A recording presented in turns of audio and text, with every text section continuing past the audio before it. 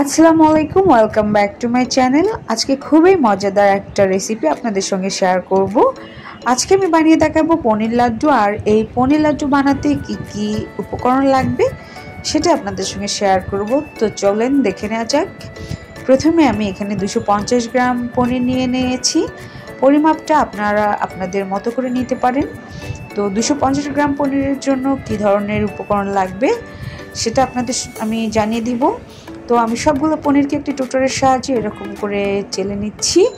আর আমার সবগুলো পনির চেলে নেওয়া শেষ। এখন আমি সবগুলো পনিরকে এভাবে হাত দিয়ে একটু নেড়ে চেড়ে নিব। এখন আমি একটা প্যানের মধ্যে কিছু ঘি নিয়ে নিব আর সবগুলো পনিরকে ঘিয়ের মধ্যে দিয়ে দিব। সবগুলো পনিরকে আমি প্যানের মধ্যে ঢেলে দিয়ে ঘি এবং পনিরটাকে এভাবে উল্টিয়ে পাল্টিয়ে নিব। বেশ খানিকক্ষণ আমি পনিরটাকে এভাবে ঘিয়ের মধ্যে রোস্ট করে নিব। রোস্ট করা হয়ে গেলে এখানে আমি কিছু এলাচ গুঁড়া আর কিছু লবণ দিয়ে দিব। তারপরে আবার আমি এগুলোকে সবগুলোকে এভাবে নেড়ে চেড়ে নিব।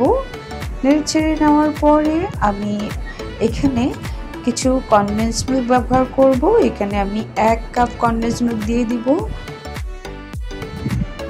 কনডেন্স মিল্কটাকে মেশানোর পরে আমি কনডেন্স মিল্ক এবং পনিরগুলোকে একসঙ্গে 5 থেকে 10 মিনিট আমি এভাবে রোস্ট করব। সব পনিরের সঙ্গে মিল্কগুলোকে ভালোভাবে মেশাবো। তারপরে আমি এই পর্যায়ে চিনি অ্যাপ্লাই করব। চিনিটা আমি 1 কাপ ব্যবহার করেছি। চিনির সঙ্গে পনিরগুলোকে ভালোভাবে রোস্ট করে নিতে হবে, চিনিটা গলা অবধি। তারপরে সবগুলো পনির এভাবে একসঙ্গে হয়ে গেলে বুঝতে হবে যে আপনার পনিরটা রেডি। এখন আমি পনিরটাকে নামিয়ে নিব। একটা প্লেটের মধ্যে নামিয়ে এটাকে আমি 5 মিনিটের জন্য ঠান্ডা করতে দিব।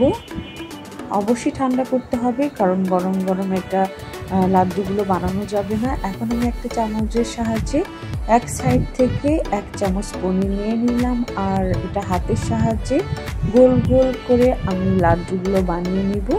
এভাবে লাড্ডুগুলোকে বানিয়ে নিতে হবে। সবগুলো লাড্ডুকে আমি এভাবে বানিয়ে নিব।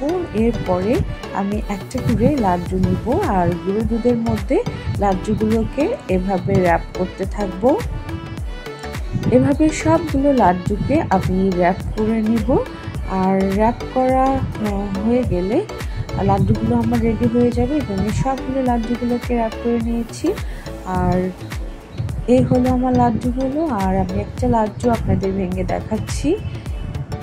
আমার লাড্ডুগুলো ভিতর থেকে কতটা সফট হয়েছে আর এটা খেতে অনেক বেশি মজা। অবশ্যই বাসায় এই রেসিপিটা ট্রাই করবেন। তো ভালো থাকবেন। আল্লাহ।